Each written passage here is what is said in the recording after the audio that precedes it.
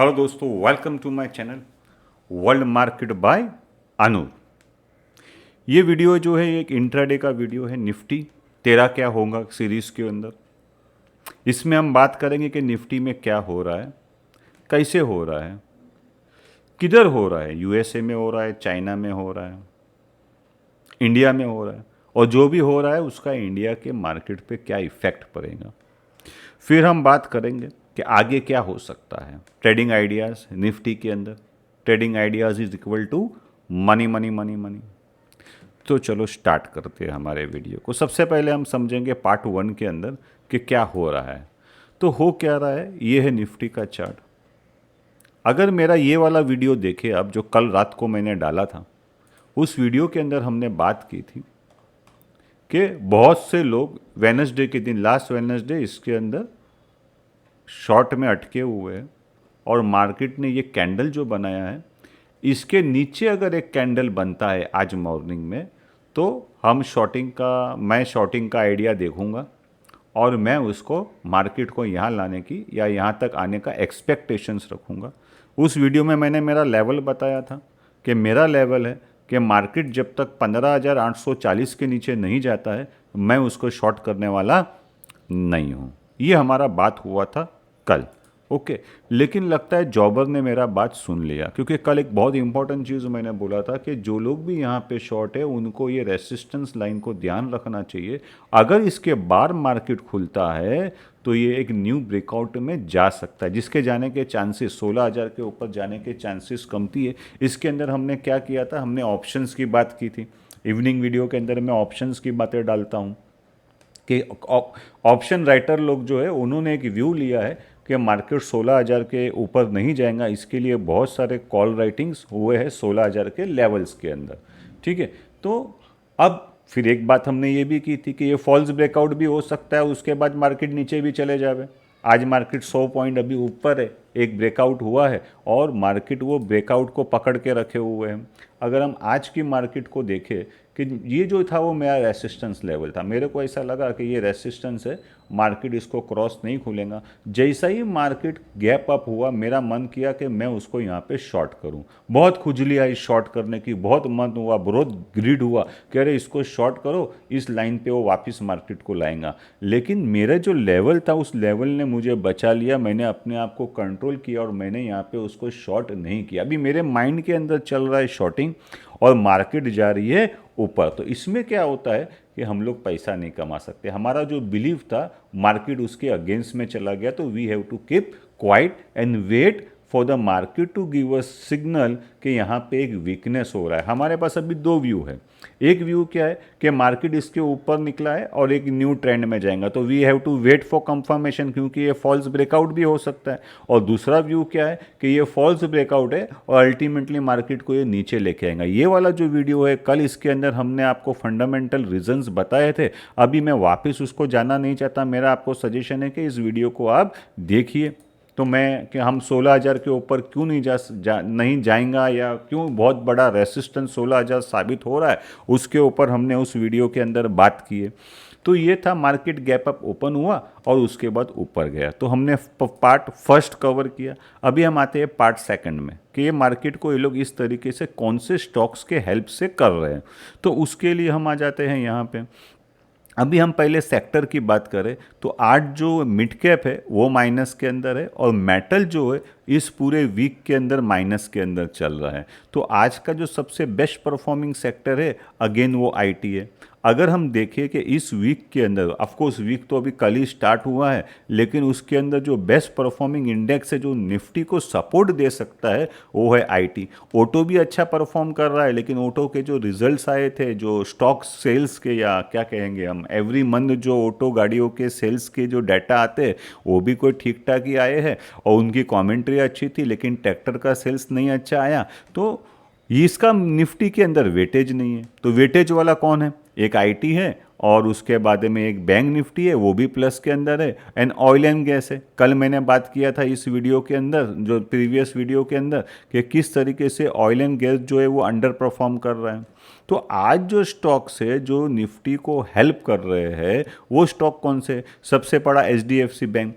अब जो ये वीडियो था, इस वीडियो के अंदर मैंने आपको HDFC बैंक, सॉरी HDFC का बड़ा वाला जो पेरेंट कंपनी है उसका जो रिजल्ट आया है वो रिजल्ट का भी थोड़ा एनालिसिस बताया था। और मुझे ऐसा लगा कि क्योंकि इतना हाई प्राइस स्टॉक है तो इसका जो रिजल्ट्स आया है वो इतने हाई वैल्यूएशन को जस्टिफाई नहीं करता है। उसका जो रेवेन्यू है वो भी month on month, sorry quarter on quarter basis पे कमती आया है, और जो EPS है वो भी क्वार्टर एंड क्वार्टर बेसिस पे कमती आया है।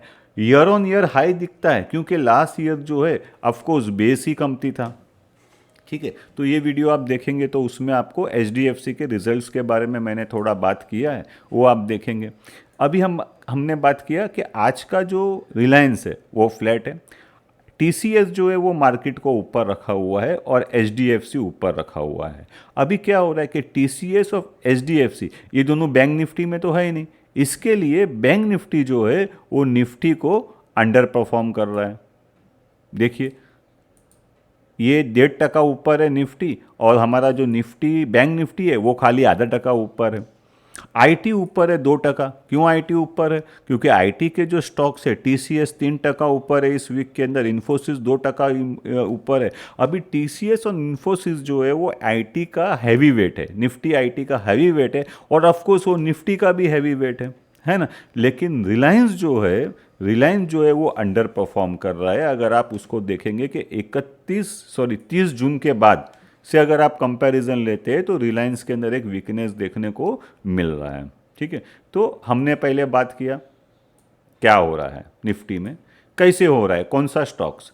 अभी हम थोड़ा सा मैक्रो पे जाते हैं कि कहाँ हो रहा है और क्या हो रहा है। तो दोस्तों मेरे जो मॉर्निंग का जो मैंने आपको व्हाट्सएप पे मैसेज भेजा था उसमें ये सारी पॉइंट्स क्लियर किया था, लेकिन कुछ पॉइंट्स है जिसके वजह से मुझे ऐसा लगता है कि इंटरनेशनल मार्केट के अंदर एक रिस्क ऑफ चल रहा है। वो रिस्क ऑफ क्यों चल रहा है उसको हम लोग समझने की कोशिश करेंगे। तो सबसे पहले क्या हो गया है कि यूएसए के अंदर मैं 3 दिन से यही बात बोल रहा हूँ, और ये बहुत इंपॉर्टेंट बात है, लोग इसके ऊपर ध्यान नहीं दे रहे कि ये एक कारण हो सकता है कि मार्केट के अंदर रिस्क ऑफ आ जावे। वो कारण क्या है कि इंटरनेशनल मार्केट में यूएसए मार्केट के अंदर वहाँ पे जो मॉनिटरम था उसको वहाँ पे ख़त्म कर दिया गया है। अभी वहाँ पे जो बैंक्स है वो अपने रिजल्ट्स के अंदर NPS डिक्लेयर करना चालू करेंगी। तो ऑफकोर्स इसके वजह से क्या होएगा कि S&P 500 जो है उसका EPS कमती हो जाएगा। अभी तक उन लोग ने NPA का कैलकुलेशन रिकॉर्ड्स में लिया नहीं है। तो अभी क्या हो रहा है, if you come over here, इधर अगर आप देखेंगे तो हाई यील्ड बॉन्ड जो है वो बढ़ता जा रहा है।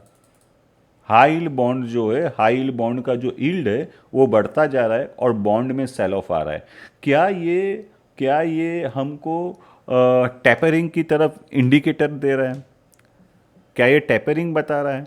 प्लस में हो क्या रहा है कि हाई बॉन्ड का जो यील्ड है वो बढ़ रहा है, और जो यूएसए का 10 ईयर है ये कमती हो रहा है। ये अपने आप में आपको इंडिकेशन दे रहा है कि there is a risk of, ये रिस्क ऑफ है। इसके साथ में हो क्या रहा है कि गोल्ड के प्राइस बढ़ रहे हैं।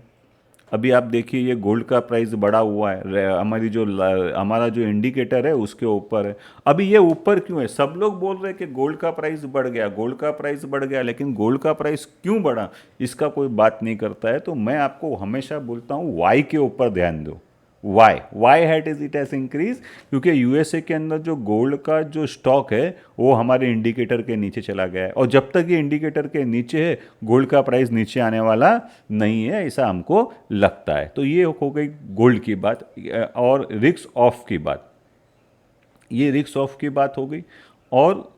और अगर आप यहाँ पे आएंगे तो हमने बात की थी डॉलर की, तो एक डॉलर के अंदर वीकनेस दिखने को मिल रहा है। वो डॉलर के अंदर वीकनेस देखने को कैसा मिल रहा है कि ये देखेंगे, ये है डॉलर, ठीक है, ये है डॉलर इंडेक्स इटसेल्फ जो अभी 92 के ऊपर सपोर्ट ले रहा है। अभी क्या हो रहा है, लोग ये समझ रहे हैं कि यूएसए के अंदर जो है वो ग्रोथ के अंदर डिफ़िकल्टी होने वाली है, इसके लिए डॉलर के अंदर वीकनेस देखने को मिल रही है। डॉलर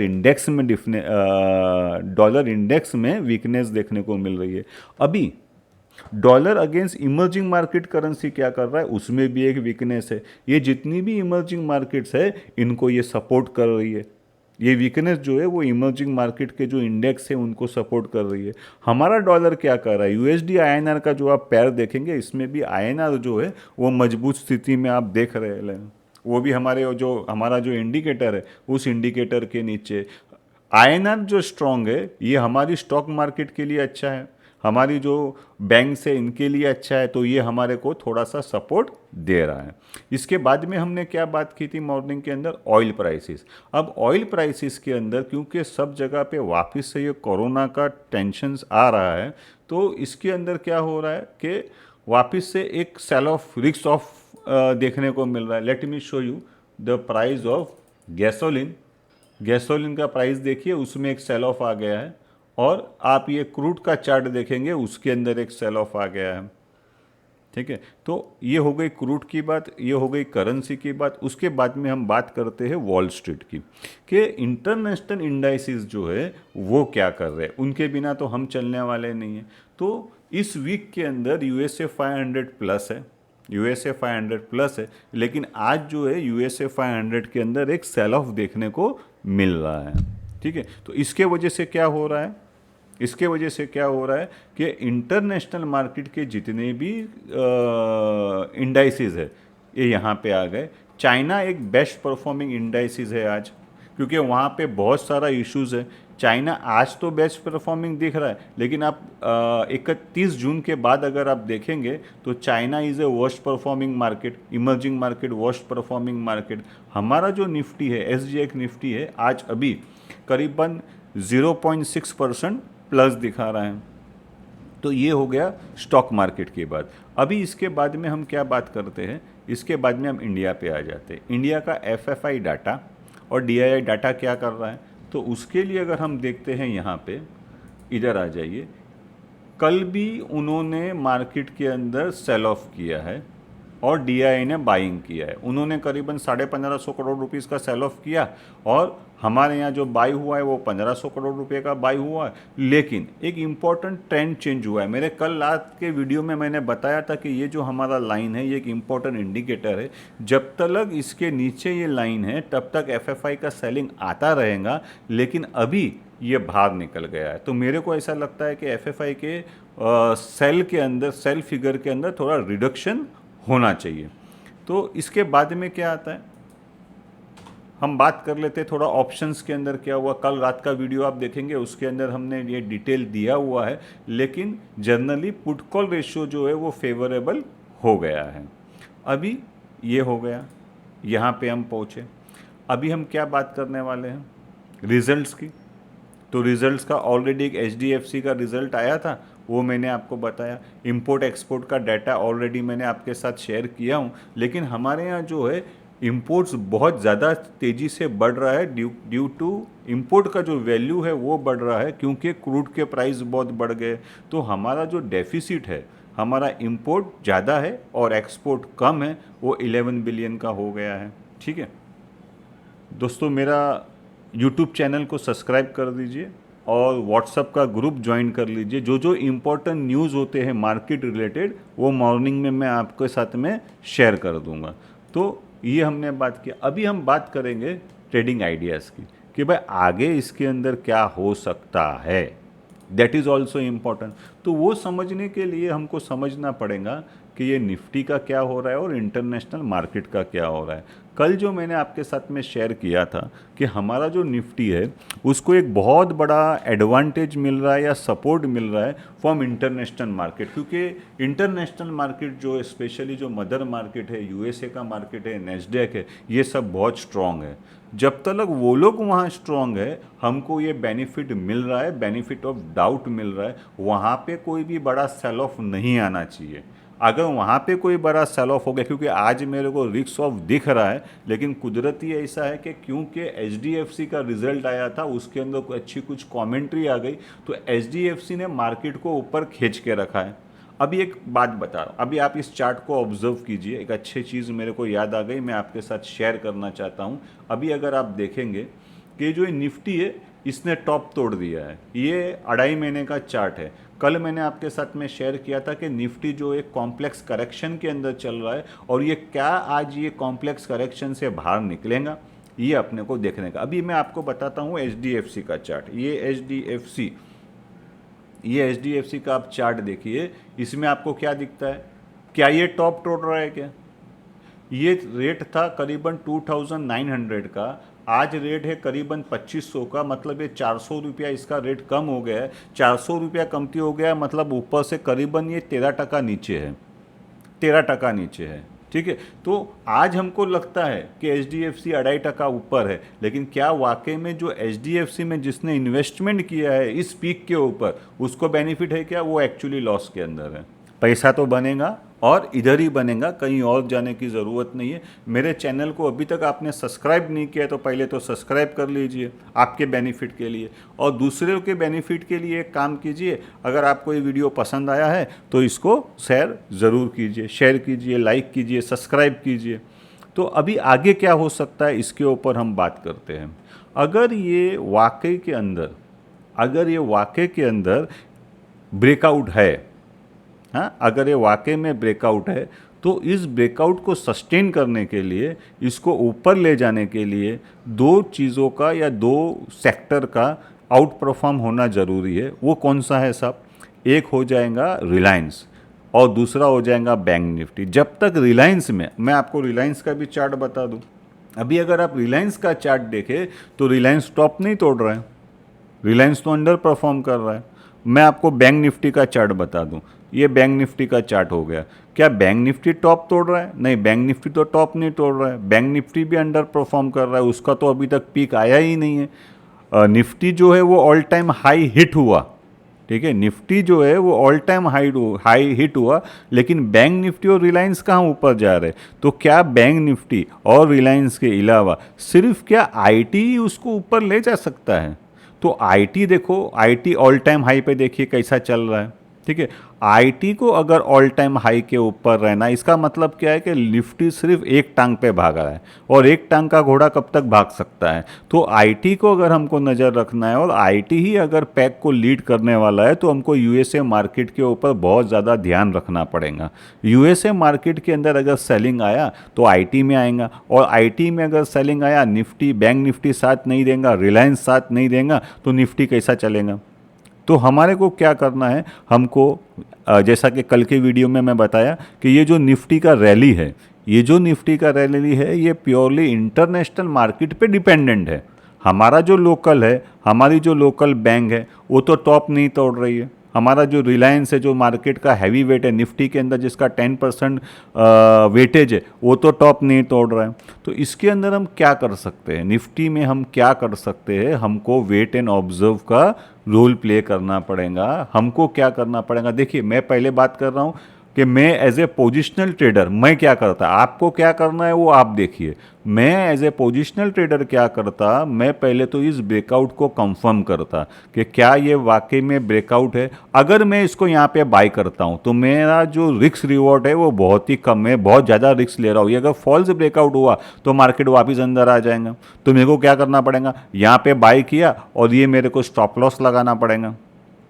मगर अगर ये फॉल्स ब्रेकआउट है, पहले हमने बात की कि ये ब्रेकआउट है, हमने मान लिया कि ये ब्रेकआउट है, तो मेरे को बाई करना पड़ेगा। और अगर ये बाई करूंगा तो मेरा रिस्क कितना ज़बरदस्त है। रिस्क क्यों ज़बरदस्त है? क्योंकि निफ्टी तो लंगड़ा है, खाली IT के भरोसे पे चल रहा है, बैंक निफ्टी साथ नहीं दे रहा है, रिलायंस साथ नहीं दे रहा है, तो मेरे को एक स्ट्रिक्ट स्टॉप लॉस रखना पड़ेगा इस लाइन के ऊपर। इस लाइन के ऊपर मेरे को एक स्टॉप लॉस रखना पड़ेगा, नहीं तो ये वापस से इधर आ जाएगा। अगर ये फॉल्स ब्रेकआउट है तो भी मैं वेट करूंगा। इतना स्ट्रॉन्ग ट्रेंड के अंदर अगर हम उसको छोटे टाइम फ्रेम पे लेके जाते हैं, तो ये कितने स्ट्रॉन्ग ट्रेंड में चालू है। इतने स्ट्रॉन्ग ट्रेंड के अंदर कोई चीज़ है तो उसको शॉर्ट करने की घाई क्या है भाई? आराम से बैठो, इसके अंदर पहले वीकनेस डेवलप्ड होने दो। अगर आपको लगता है, या मैं आपको एडवाइस देने वाला कौन होता हूँ, है ना, मैं तो मेरी बात करूँगा। अगर मुझे ऐसा लगेगा कि इसके अंदर वीकनेस डेवलप्ड हो रहा है, तभी ही मैं इसको शॉर्ट करूंगा। और मेरा आज का वीकनेस का जो लेवल है, जो कल रात को मैंने आपके साथ में शेयर किया था, मैं इसको 8,860 के नीचे ही शॉर्ट करूंगा। उसके पहले तो मेरे को इसको शॉर्ट करने में इंटरेस्ट नहीं है। क्या होएगा, 2 पैसा कमती मिलेगा ना, और इससे ज़्यादा क्या होने वाला है। 2 पैसा कमती मिलेगा, लेकिन मेरा मेरा जो सक्सेस रेशियो है वो बढ़ जाता है। अभी आपके पास हमेशा, अगर आप फ्यूचर्स में प्ले करते हैं तो आपके पास 2 ऑप्शन होता है। या तो आप ये पकड़ लो कि ये 100% ब्रेकआउट है, तो आप या मैं अगर ये पकड़ लेता हूँ कि ये 100% ब्रेकआउट है, तो मैं इसको बाय करूँगा और यहाँ पे स्टॉप लॉस लगाऊंगा, जिसके मेरे को चांसेस कमती लगते हैं, क्योंकि इंटरनेशनल मार्केट आज थोड़ी मेरे को वीक लग रही है। गोल्ड ऊपर है, विक्स ऊपर है, बॉन्ड ऊपर है, तो मेरे को ये करने की आज हिम्मत नहीं हो रही है। तो फिर मैं क्या करूँ, इसको शॉर्ट करूँ। तो इतना स्ट्रॉन्ग ट्रेंड में जो चीज़ है उसको मेरे को शॉर्ट करने की भी हिम्मत नहीं हो रही है, तो मैं क्या करूँगा, इसको अंदर वीकनेस डेवलप होने दूंगा। ये अगर नीचे आया तो ये कंफर्म करेगा कि ये फॉल्स ब्रेकआउट है, तो ही मैं इसको शॉर्ट करूँगा। तो अभी मेरे को करना क्या, wait and observe. You don't have to trade every day. उसका एक कारण मैं आपको बताता हूँ।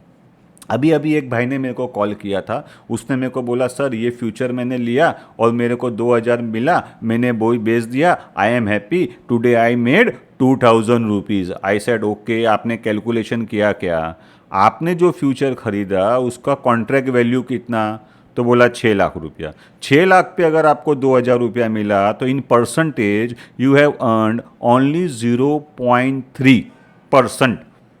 कितना कमाया आपने, 6,000 के कॉन्ट्रैक्ट पे अगर आपने 2,000 रुपया कमाया, तो आपने कितना कमाया है, 0.3%।